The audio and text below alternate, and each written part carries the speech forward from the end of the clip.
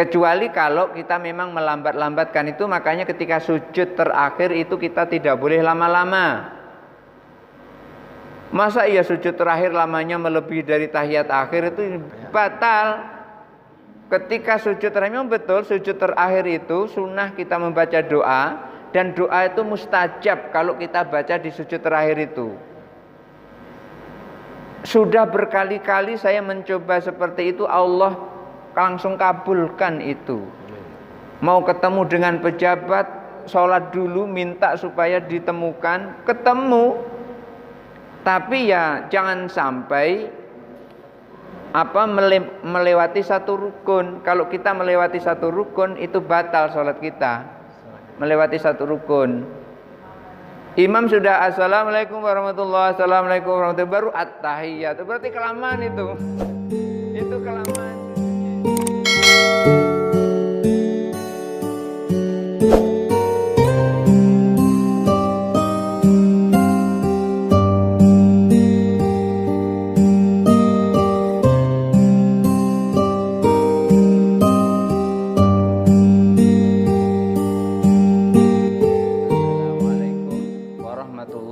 Wabarakatuh. Alhamdulillahi rabbil alamin, wa bihi nasta'in wa ala umuri dunya waddin, wassalatu wassalamu ala sayyidil anbiya'i wal mursalin wa ala alihi wa ashabi ajma'in. Rabbi shrah li sadri wa yassir li amri wa hlul 'uqdatam min lisani yafqahu qawli, amma ba'du. Hadirin hadirat jamaah salat maghrib Masjid Al-Jami' Al-Hikmah yang dirahmati Allah. Kita teruskan pengajian yang kemarin, telah sampai kepada membaca amin. Apakah yang membaca amin itu hanya makmum saja atau imam saja yang membaca amin, atau kedua-duanya membaca amin? Maka mari kita teruskan kajian berikutnya. Bismillahirrahmanirrahim. Wa ammal ma'mumu, adapun kalau makmum, faqad qala fil jadidi, disebutkan di dalam Qaul Jadid. Qaul Jadid ini adalah kitab yang dipunyai oleh Imam Asy-Syafi'i. Beliau menyampaikan di dalam Qaul Jadidnya, la yajharu, tidak usah dikencangkan, tidak usah dikuatkan. Jadi makmum tidak usah dikuatkan. Wa qala fil qadim, tetapi beliau di dalam qaul qadimnya menyampaikan yajharu, membaca amin serempak dengan imam itu dikencangkan, suaranya dikeraskan. Famin ashabina man qala qaulaini, ada pendapat ulama Syafi'iyah yang lain. Pendapatnya ada dua pendapat. Ahaduhuma yajharu, yang pertama dikencangkan bacanya amin ketika imam menyebut waladhdallin. Nah, makmum membaca amin. Nah, itu yang lazim kita lakukan. Apa dasarnya? Lima ruwiya Atha, berdasarkan riwayat dari Atha, anna Ibnu Zubair, bahwa Ibnu Zubair kana yu'amminu, ketika Ibnu Zubair menjadi imam, selesai membaca waladhdallin, Ibnu Zubair mengucapkan dengan keras amin waladhdallin. Ibnu Zubair mengencangkan bacaannya amin, begitu. Wa yu'amminuna, sementara makmum yang lain juga mengucapkan amin. Jadi ketika Ibnu Zubair itu membaca waladhdallin langsung dibarengi dengan amin, makmum juga membarenginya dengan amin. Kenapa kok demikian? Karena kemarin kan sudah dikatakan, sudah disampaikan, kalau yang membaca amin itu sesungguhnya bukan hanya imam, bukan hanya makmum, tapi juga malaikat membaca amin pada saat itu. Oleh karena itu, ketika seseorang mengucapkan amin kebetulan serempak dengan aminnya malaikat, ghufira lahu ma taqaddama min dzambi. Dosa-dosanya diampuni oleh Allah, dosa-dosa yang telah lalu. Ini fungsinya kita membaca amin ketika imam membaca amin waladhdallin.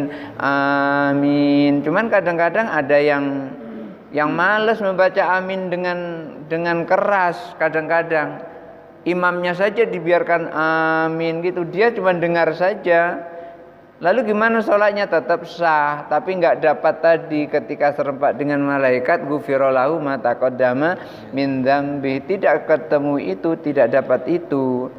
Jadi Ibnu Zubair ketika beliau menjadi imam, Ibnu Zubair ini artinya anaknya Zubair, ini adalah merupakan termasuk sahabat.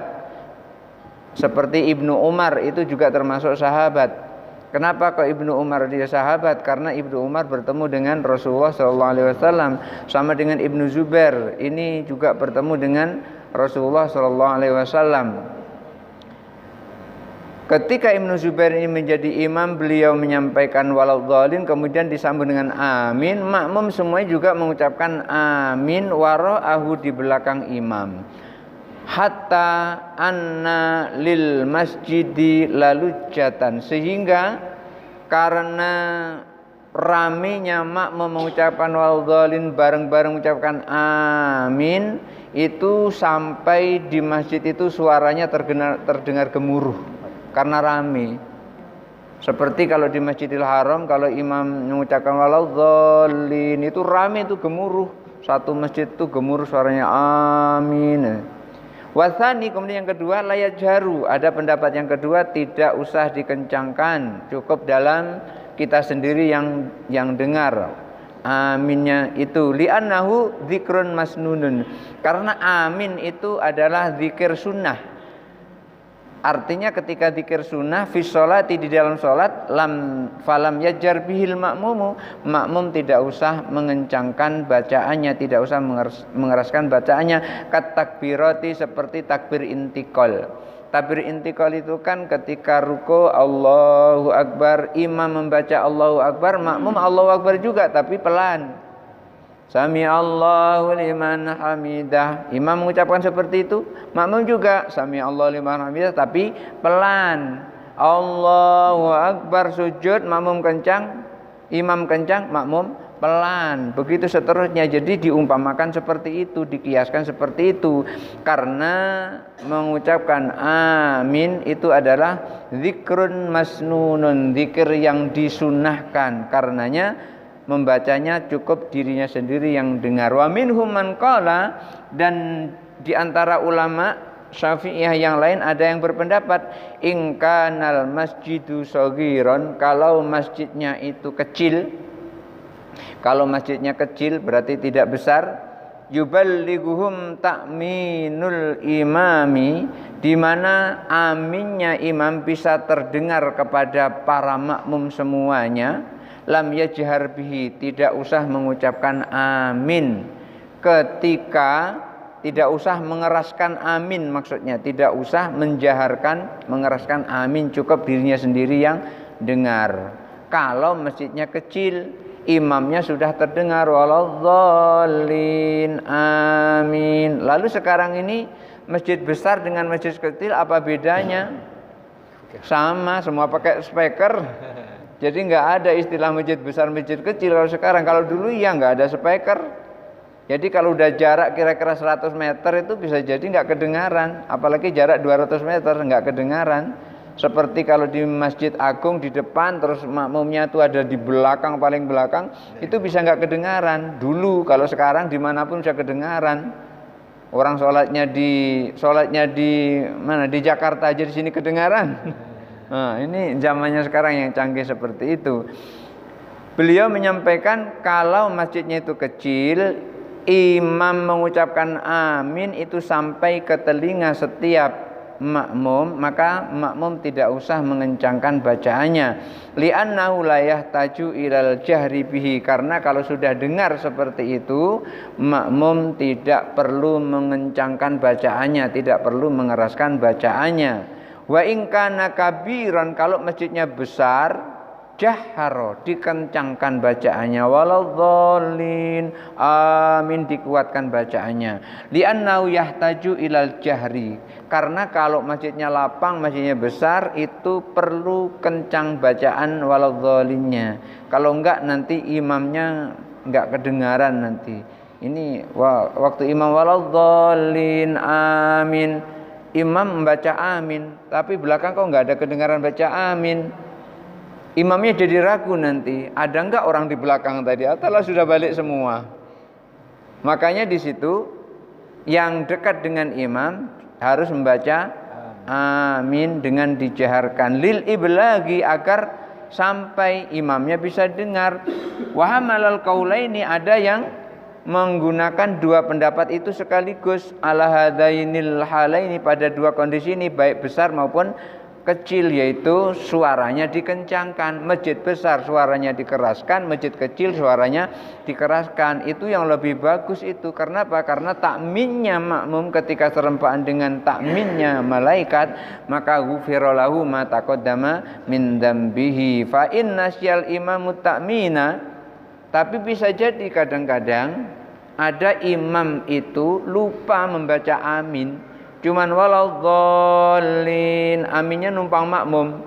Makmum amin, dia diam saja. Ada yang seperti itu. Kalau lupa, tidak masalah kalau lupa. Yang jadi masalah itu kalau tidak lupa. Kalau tidak lupa, malaikat juga enggak ikut amin. Kenapa enggak ikut amin? Imamnya tidak amin. Imamnya amin, malaikat ikut amin, makmum mengikuti amin. Barang siapa yang aminnya serempak dengan malaikat, ghufira lahu ma taqaddama min dzambi. Kemarin ada di satu masjid, imamnya itu ada yang ngadu dengan saya, Ustaz, aku dibilang kalau selesai sholat, waktu selesai membaca surah Al-Fatihah jadi imam, itu katanya harus mengucapkan amin. Apa betul? Saya bilang iya betul. Harus itu maksudnya adalah disunahkan untuk membaca amin, karena amin itu mengikuti surah Al-Fatihah. Dan ketika imam mengucapkan amin, makmum mengucapkan amin, malaikat mengucapkan amin, serempak aminnya dengan malaikat, dosa-dosanya diampuni oleh Allah. Baru dia menyadari bahwasanya selama ini dia jadi imam tidak sempurna. Itulah perlunya jadi imam itu harus tahu fikih juga, fikih khususnya fikih sholat, khususnya jadi imam. Jangan sampai tidak tahu. Nah, ketika makmum melihat atau menangkap imam lupa membaca amin setelah selesai membaca surah Al-Fatihah, ammanal ma'mumu, maka makmum itu harus segera mengucapkan amin. Jadi imam waladhdallin, ditunggu tidak bunyi-bunyi amin. Imam enggak bunyi-bunyi amin, makmum segera amin, begitu. Jahara bihi, aminnya dikencangkan, jangan dalam hati. Kalau ketika makmum melihat imam itu enggak membaca amin, jangan ada makmum yang membaca aminnya dalam hati atau hanya dalam mulut saja, tapi aminnya harus kuat dan didengar oleh imam. Liyas ma'al imam, dikencangkan agar imam mendengarnya. Fayati bihi, lalu imam juga mengucapkan amin. Jadi aminnya makmum itu mengingatkan imam yang tidak membaca amin karena lupa.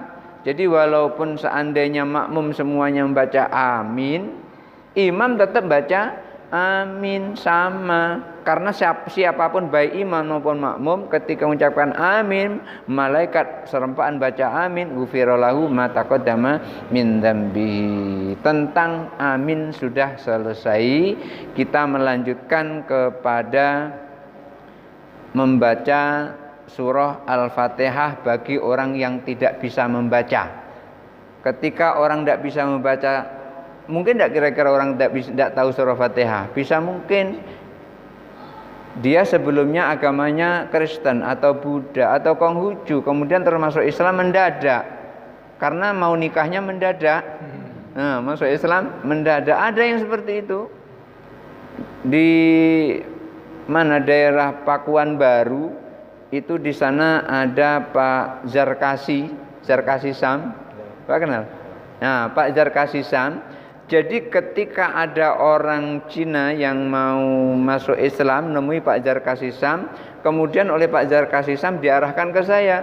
Akhirnya datanglah tiap hari ke rumah saya. Mungkin serempaan ketemu dengan ini Pak Hambali ini ketika datang ke rumah kemarin. Jadi dia belajar dulu, belajar ngaji dulu, belajar sholat, saya ajari wudhu, saya ajari sholat. Walaupun sholatnya itu belum sah karena dia belum mengucapkan 2 kalimat syahadat, tapi belajar sholat dia. Setelah bisa baru saya syahadatkan. Mestinya seperti itu.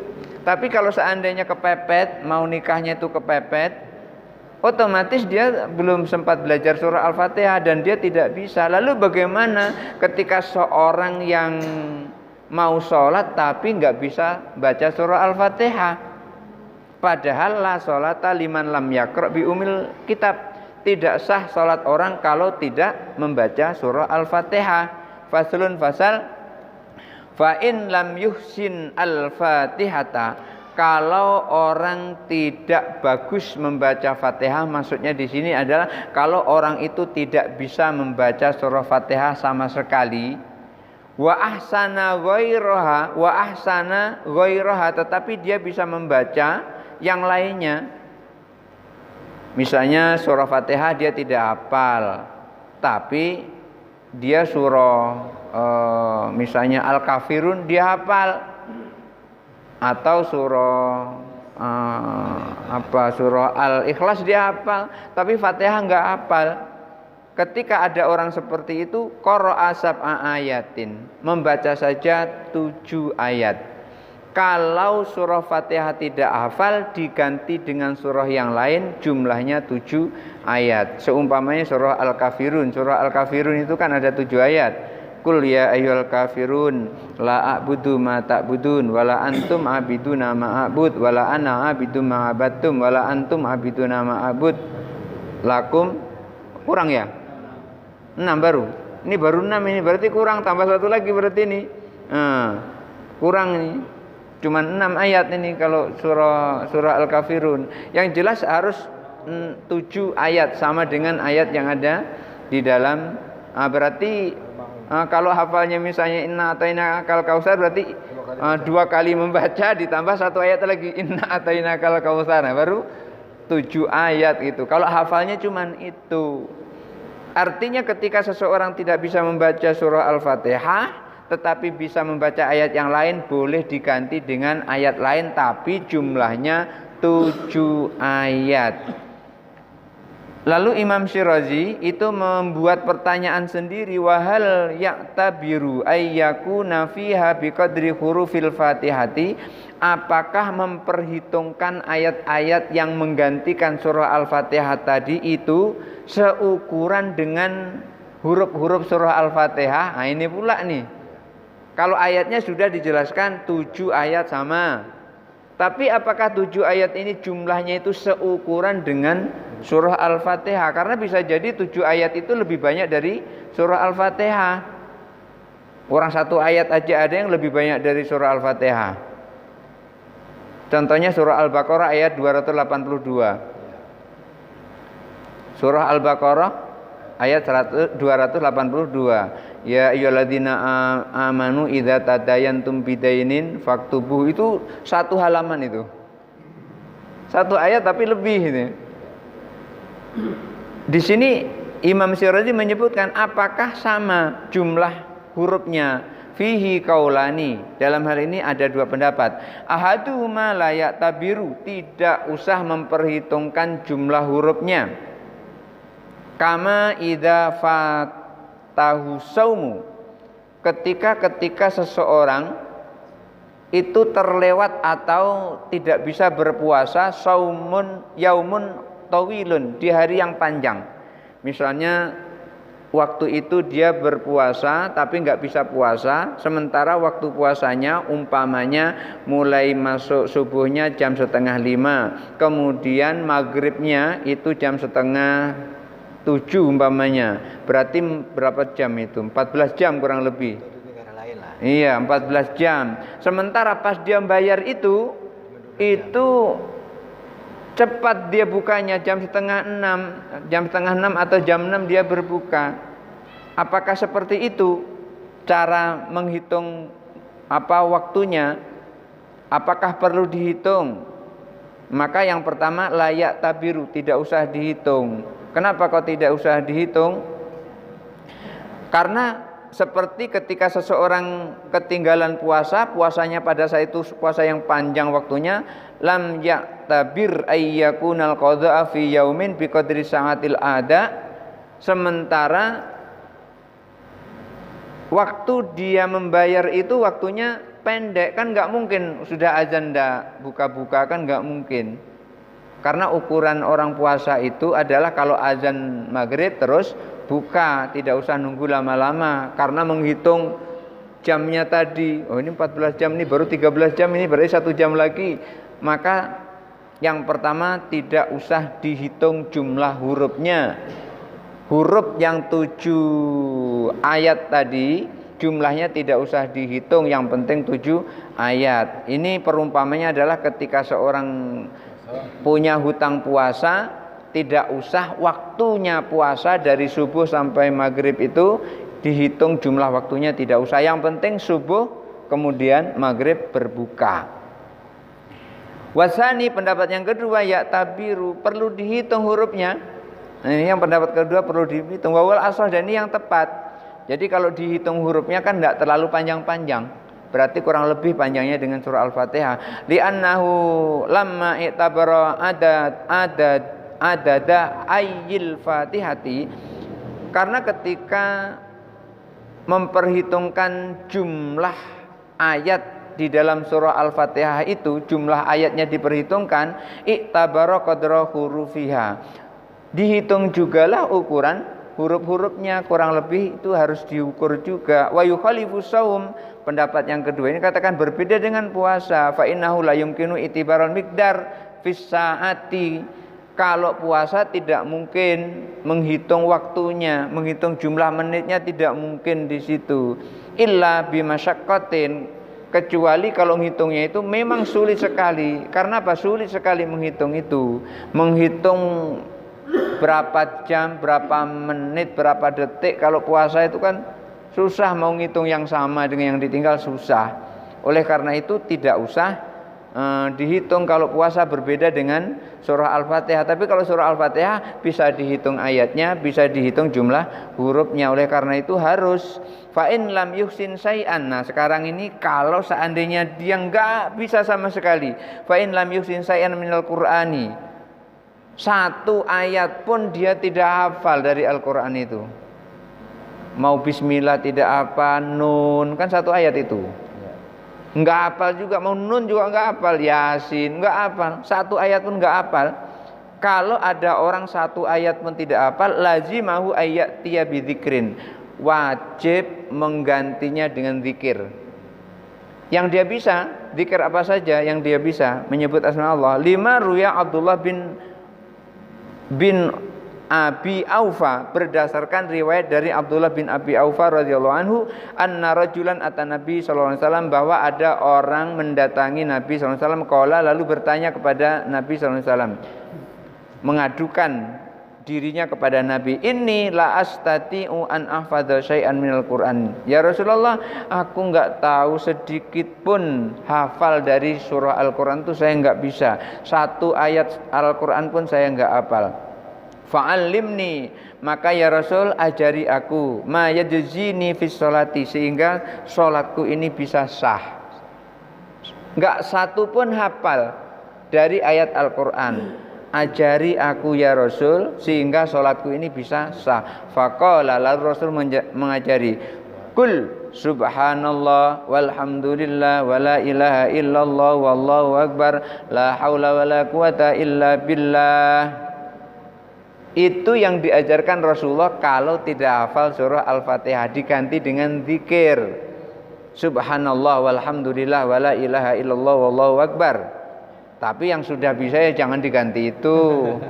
Nanti mentang-mentang boleh terus diganti. Ini khusus yang tidak bisa. Sama dengan kalau nggak bisa naik mobil, boleh naik motor. Kalau nggak bisa naik motor, naik sepeda gayung. Nggak bisa naik sepeda gayung, boleh bonceng, diminta bonceng boleh, atau jalan kaki boleh. Itu namanya tingkatan rukhsah kan gitu. Jadi mentang-mentang boleh dengan subhanallah, kemudian terus diganti dengan ini enggak boleh, harus kalau kita bisa harus itu baca. Wali annahu ruknun min arkani sholati, karena surah Al-Fatihah itu adalah merupakan rukun, salah satu rukun dari rukun sholat. Fajaza ayyantakila fihi indal ajzi, maka karena surah Fatihah itu merupakan salah satu rukun dari rukun sholat, maka boleh diganti apabila tidak mampu. Boleh diganti kalau tidak mampu. Ila badril qiyami, seperti ketika seseorang mengganti berdiri. Ketika seseorang berdiri tidak bisa, maka gantinya berdiri sholat adalah duduk. Tapi kalau bisa berdiri, jangan duduk sholatnya, karena berdiri itu merupakan salah satu rukun dari rukun sholat bagi yang mampu untuk berdiri. Kalau nggak mampu berdiri, sholat boleh duduk. Nggak mampu duduk, sholat boleh baring miring. Nggak mampu baring miring, sholat boleh terlentang pakai isyarat. Pakai isyarat nggak bisa juga, baru minta tolong orang untuk sholatin. Itu udah terakhir itu. Jangan sudah bisa terus minta disolatin. Bisa sholat masih kuat berdiri, minta sholatin, tolong sholatin aku, ya sudah kalau gitu bujur di situ. Nah, ini namanya tingkatan-tingkatan rukhsah. Wa fi dzikri, tentang zikir yang sebagai pengganti surah Al-Fatihah tadi, itu ada dua pendapat. Qala Abu Ishaq radhiyallahu anhu, menurut Abu Ishaq radhiyallahu an, ya'ti minadz dzikri biqadri hurufil Fatihati.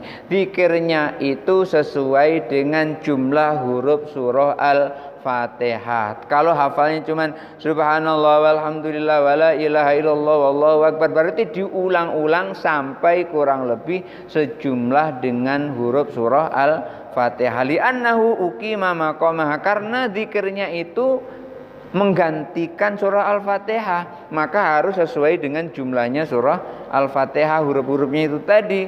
Fa'tabaraqadraha, oleh karena itu kurang lebih dihitung jumlah hurufnya. Wa qala Abu Ali At-Tabari, dan menurut Abu Ali At-Tabari radhiyallahu an, yajibu manussa alai rasul, ya seperti yang diperintahkan Rasul saja, yaitu membaca subhanallah walhamdulillah wala ilaha illallah akbar. Sudah gitu aja, enggak usah ditambah-tambah, enggak usah dikurang-kurang. Min ghairi ziyadatin, tidak usah ditambah, tidak usah dikurangkan. Tayamumi, seperti orang tayamum, la tajibu ziyadata fihi, orang tayamum itu tidak menambah-nambahi. Kalau yang diperintahkan tayamum itu ngusap muka dan tangan, ya enggak usah pakai kaki segala macam, ngusap telinga enggak usah, ya cukup muka dan kedua tangan, seperti itu. Jadi alama warada bin nasu wal madhabul awwalu, dan Imam Syirazi memegang pendapat yang pertama, yaitu membaca seukuran dengan surah Al-Fatihah. Barangkali itu saja dulu, nanti kita lanjutkan kembali, karena di sini nanti akan ada, kalau orang nggak bisa Fatihah, zikir juga nggak bisa lengkap, nggak bisa apa-apa, nanti gimana cara sholatnya gitu. Barangkali itu saja dulu. Dipersilakan untuk dibaca pertanyaannya. Ini pertanyaan ini malam ini mungkin banyak yang paham, Pak. Soalnya sedikit sekali, cuma dua pertanyaan depannya. Artinya mungkin kita Iya. Kan ngerti, kan. Assalamualaikum Ustaz, mau tanya. Ketika imam selesai baca Al-Fatihah, makmum baca amin. Bagaimana ketika imam sudah salam, makmum belum selesai tahiyat akhir, apakah makmum mengakhiri artinya ikut imam juga salam? Berarti ada dua pertanyaan ini.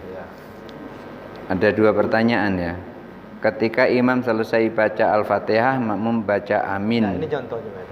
Oh gitu, contohnya itu ya, itu contohnya. Imam selesai baca Fatihah, makmum baca amin. Bagaimana ketika imam sudah salam, makmum belum selesai tahiyat akhir, apakah makmum mengikuti imam ikut salam juga? Oh gitu ya. Salam dalam sholat ini pembahasannya paling belakang ini. Salam dalam sholat itu merupakan penutup. tahlilu merupakan penghalal, tahrimu at-takbirat, yang mengharamkannya adalah takbiratul ihram. Ketika seseorang sudah takbiratul ihram, Allahu Akbar, yang tadinya boleh jadi nggak boleh, yang tadinya boleh nanya jadi nggak boleh nanya, yang tadinya boleh minum jadi nggak boleh minum. Itu yang menjadikan haram atau tidak boleh, itu adalah takbiratul ihram. Tapi nanti ada penghalalnya. Apa itu penghalalnya? Salam. Ketika tahiyat akhir kemudian salam, itulah penghalalnya yang tadinya tidak boleh, kemudian terus menjadi boleh lagi setelah mengucapkan salam. Dan itu adalah salam yang pertama. Lalu gimana kalau seandainya makmum kok sampai tidak selesai baca tahiyat, apakah langsung ikut salam atau menyelesaikan dulu? Jawabannya adalah sebaiknya menyelesaikan dulu. Karena kan kita salamnya kan sesudah salamnya imam. Kecuali kalau makmumnya tidak hafal tahiyat, nggak hafal. Jadi satu tahiyat itu at-tahiyatul itu dibaca sampai 7 kali karena nggak hafal, diulang-ulang terus. Itu kalau memang merasa berat membaca tahiyat karena belum hafal membaca tahiyat, maka ya numpang imam saja. Begitu imam salam langsung assalamualaikum warahmatullahi, assalamualaikum warahmatullahi. Tapi ketika kita memang sudah hafal tahiyat akhir, hafalnya betul-betul hafal lancar, imamnya barangkali kan kadang-kadang ada imam itu bacanya mungkin terlalu cepat atau mungkin bacanya nyelip. Ada itu kadang-kadang imam bacanya nyelip. Ada itu. Saya sudah cepat perasaan saya baca tahiyat itu, tapi masih juga ketinggalan. Berarti ada yang nyelip ini. Iya, ada yang nyelip yang seperti ini. Mau dibilang nanti dia tersinggung kan gitu, dan dia adalah orang yang lama di situ dan dia adalah imam tetap di situ, mau nggak mau ya sudah kita pelihara aja sampai selesai gitu. Nah, ketika seperti itu yang harus kita lakukan adalah selesaikan bacaan tahiyat kita sampai akhir baru salam. Kalau cuman selisih kira-kira 2 detik, 3 detik sampai 10 detik itu masih bisa itu. Kecuali kalau kita memang melambat-lambatkan itu, makanya ketika sujud terakhir itu kita tidak boleh lama-lama. Masa iya sujud terakhir lamanya melebihi dari tahiyat akhir, itu batal. Ketika sujud terakhir memang betul, sujud terakhir itu sunnah kita membaca doa, dan doa itu mustajab kalau kita baca di sujud terakhir itu. Sudah berkali-kali saya mencoba seperti itu, Allah langsung kabulkan itu. Mau ketemu dengan pejabat, sholat dulu minta supaya ditemukan, ketemu. Tapi ya jangan sampai melewati satu rukun. Kalau kita melewati satu rukun itu batal sholat kita. Melewati satu rukun. Imam sudah assalamualaikum warahmatullahi, assalamualaikum warahmatullahi, baru at-tahiyat. Berarti kelamaan itu. Itu kelamaan sujudnya itu. Tapi kalau memang dia itu serempak dengan imam, sujudnya tidak lama-lama, sujudnya sujud yang biasa, maka tidak jadi masalah. Selisih 3 menit, 3 detik, 2 detik, asal jangan selisih 5 menit. Itu sama dengan orang sholat itu. Orang sholat cuma 5 menit, kadang-kadang kurang dari 5 menit. Masa tahiyatnya lebih dari 5 menit? Jangan sampai lebih dari itu. Jadi ketika kita selesai tahiyat, imam sudah salam, kita belum selesai, selesaikan. Selama itu tidak terlalu jauh dari imam. Kita sendiri yang bisa ngukur. Maka itu langsung mengucapkan salam setelah selesai kita membaca tahiyat akhir. Pertanyaan kedua, assalamualaikum Ustaz. Mau bertanya, bila sholat berjamaah cuma 2 atau 3 orang,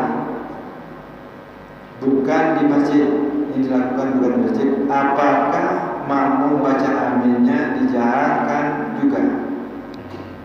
Sholatnya 2 atau 3 orang. Sholatnya sholat apa ini? Sholat jahar. Iya, sholat jahar ada enggak? Ketika sholatnya sholat jahar, walaupun makmumnya cuma 1, tetap dikencangkan. Kalau sholatnya sholat jahar, sholat yang dikeraskan bacaannya.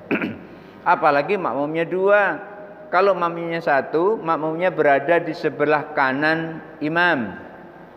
Tapi agak mundur dikit, kira-kira ada beda lah gitu. Jangan sampai di depan imam. Ini makmum malah di depan imam ya. Jangan sampai seperti makmum di depan imam. Jangan. Jadi terakhir. iya, nggak mau kalah tadi tuh. Jadi ketika dia makmum cuman 2, artinya imam 1, makmum 1, maka sholatnya adalah di sebelah kanan. Sebelah kanan. Ini laki-laki dengan laki-laki, perempuan dengan perempuan. Tapi kalau misalnya laki-laki dan perempuan, ya perempuan tetap di belakang. Kenapa? Karena saf perempuan itu adalah di belakang laki-laki, tidak boleh sejajar dengan laki-laki walaupun dengan suaminya. Makanya di masjid ini ada tabir seperti itu. Maka saf perempuan yang paling bagus adalah di belakang anak-anak, bukan di belakang bapak-bapak terus anak-anak di belakang ibu-ibu. Itu salah itu. Yang benar adalah ketika ibu-ibu ikut berjamaah di masjid, maka saf ibu-ibu adalah di belakang anak-anak, bukan di belakang bapak-bapak, kecuali anak-anak tidak ada. Maka dikasih tabir seperti ini. Ini aturan dalam fikihnya seperti itu. Jangan sampai di Mekah saja itu antara laki-laki perempuan campur. Itu enggak bisa jadi ukuran yang seperti itu. Itu namanya apa itu? Kasus yang namanya itu.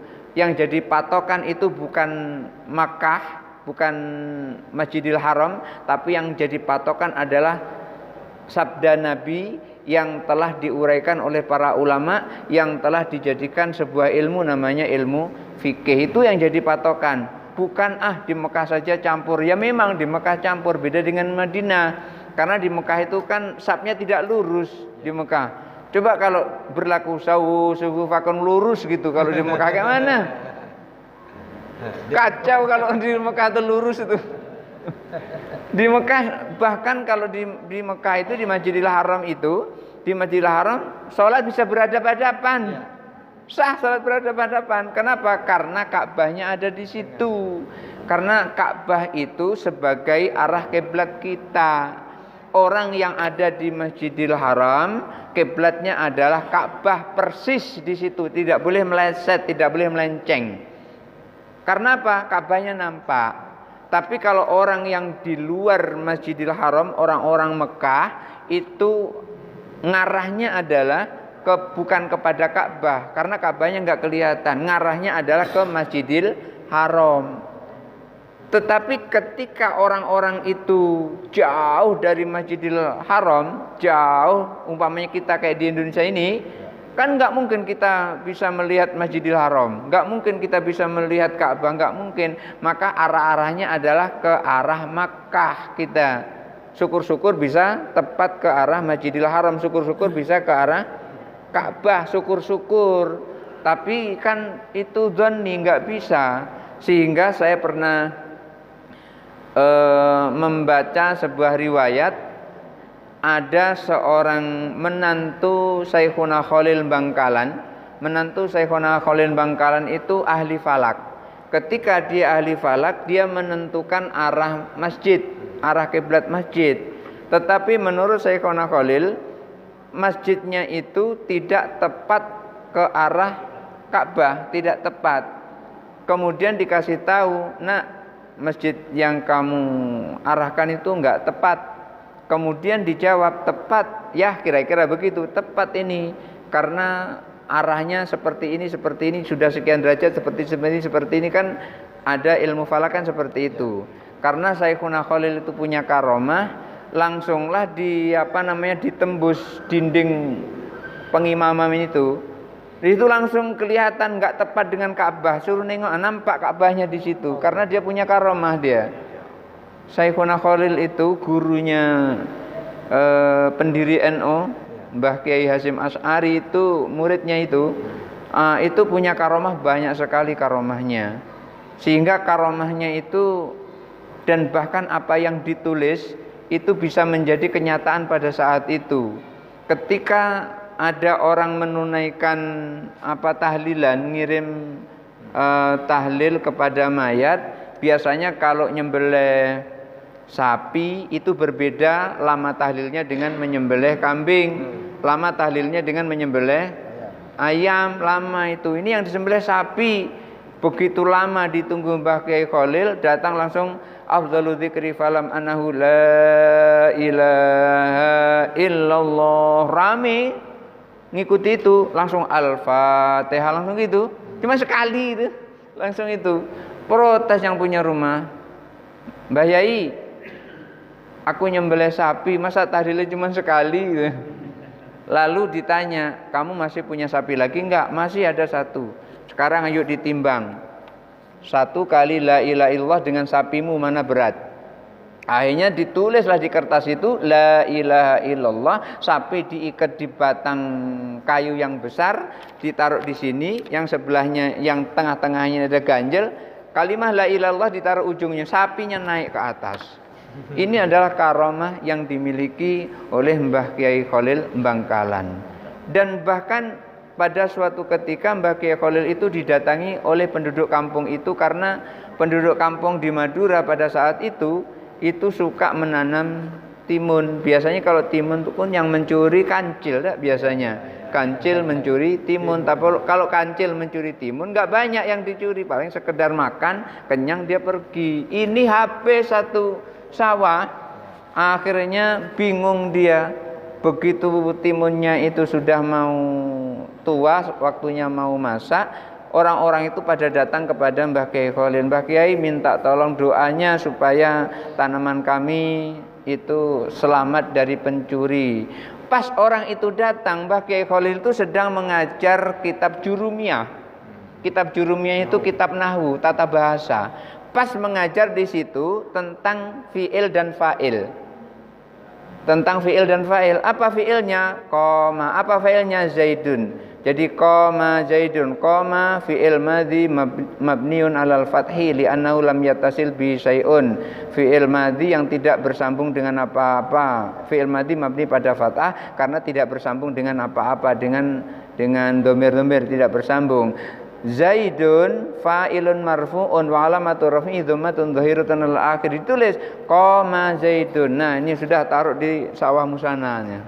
Ditulis nih qoma Zaidun. Betul, begitu ditulis di situ, penduduk itu malamnya nyenyak tidur, pagi-pagi bangun dari tidur,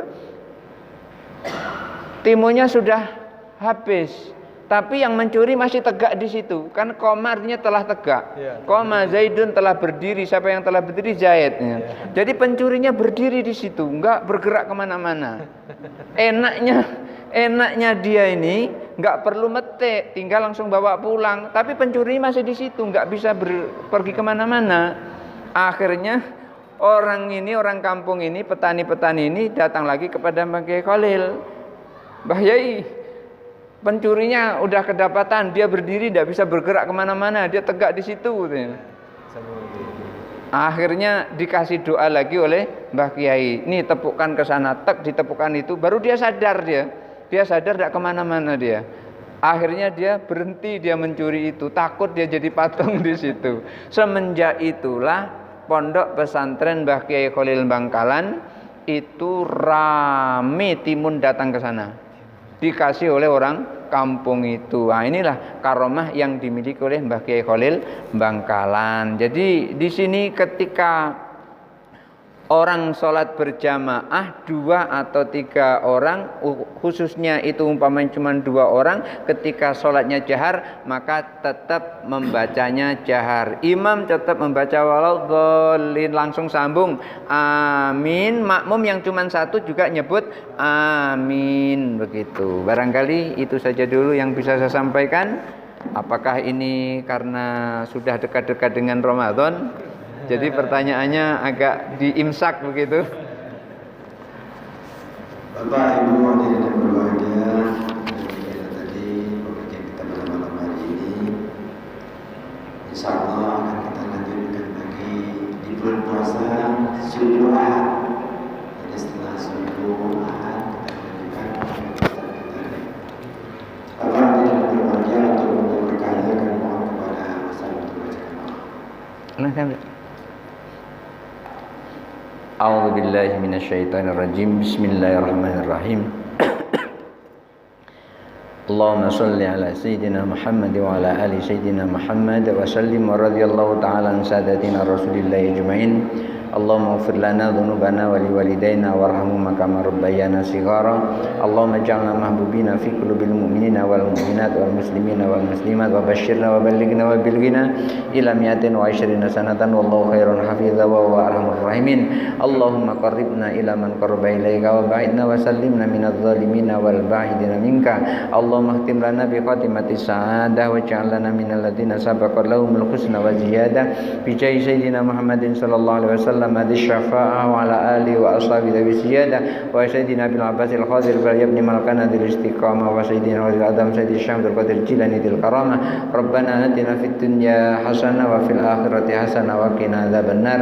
Wa sallallahu ala khairi khalqi Muhammadin sallallahu alaihi wasallam ala alihi wa sahbihi ajmain. Subhana rabbika rabbil izzati amma yasifun wa salamun alal mursalin walhamdulillahi rabbil alamin. Barangkali itu saja dulu yang bisa saya sampaikan untuk malam ini.